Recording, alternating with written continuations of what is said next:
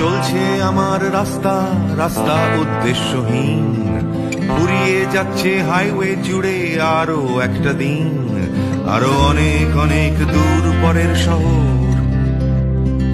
চলতে হবে আমায় রাত্রি ভোর, নেই যে আমার কোনো অবসর। যদি খুঁজে পাওয়া যেত একটা ঘর।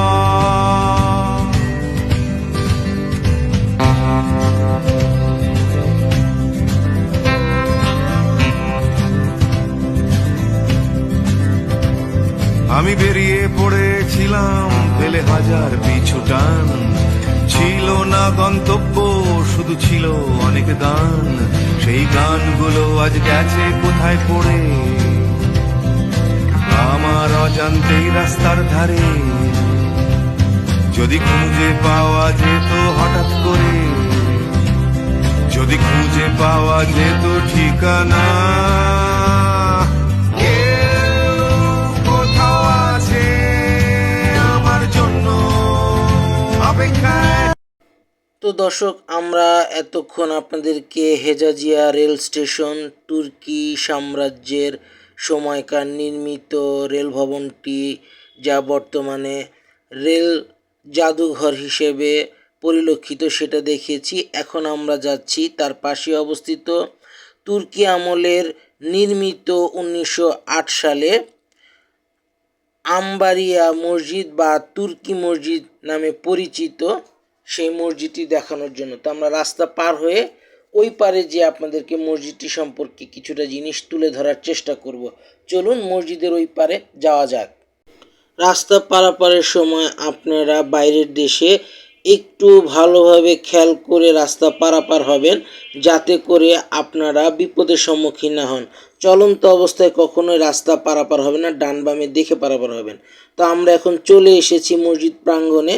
দেখতে পাচ্ছেন সৌদি আরবের সেই জাতীয় পতাকা কলেমা খচিত, সেটি পতপত করে উঠছে। তো এইটি হচ্ছে মসজিদের বাইরের অবস্থান, এবং এখানে দেখতে পাচ্ছেন সুউচ্চ একটি মিনার, উপরে কয়েকটি গম্বুজ আছে।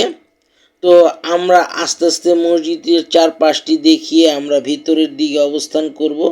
তো চারপাশের পরিবেশটা দেখতে পাচ্ছেন, আর পাশেই কিন্তু সেই পুরাতন রেল ভবনটিও দেখা যাচ্ছে। তার পাশেই কিন্তু এটি অবস্থিত।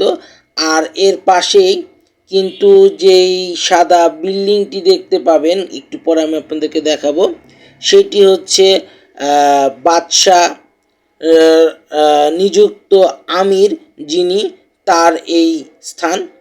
তো এই পাশে আমরা এখন দেখতে পাচ্ছি মসজিদের ভিতরের কারুকাজ। এখন আস্তে আস্তে আমরা মসজিদের ভিতরে প্রবেশ করব। চলুন মসজিদের ভিতরে প্রবেশ করি এবং মসজিদটি আপনাদেরকে একটু ঘুরিয়ে ঘুরিয়ে দেখাই। তো দেখতেই পাচ্ছেন দর্শক, আমরা মসজিদের ভিতরে একদম প্রবেশ করে ফেলেছি নামাজের স্থানে। আর পুরা চারপাশের দৃশ্যটা আপনারা এখন উপভোগ করছেন। সামনে দেখতে পাচ্ছেন মেম্বার, এছাড়াও আরও নকশার কারুকাজ খচিত বিভিন্ন জিনিস এইখানে আমরা উপলব্ধি করতে পারছি, যা দ্বারা এই মসজিদটিকে টার্কিশ অটোমান সাম্রাজ্যের দ্বিতীয় সুলতান আব্দুল হামিদের সময়কার স্থাপত্য শিল্পকে বহন করে আছে বহুকাল ধরে।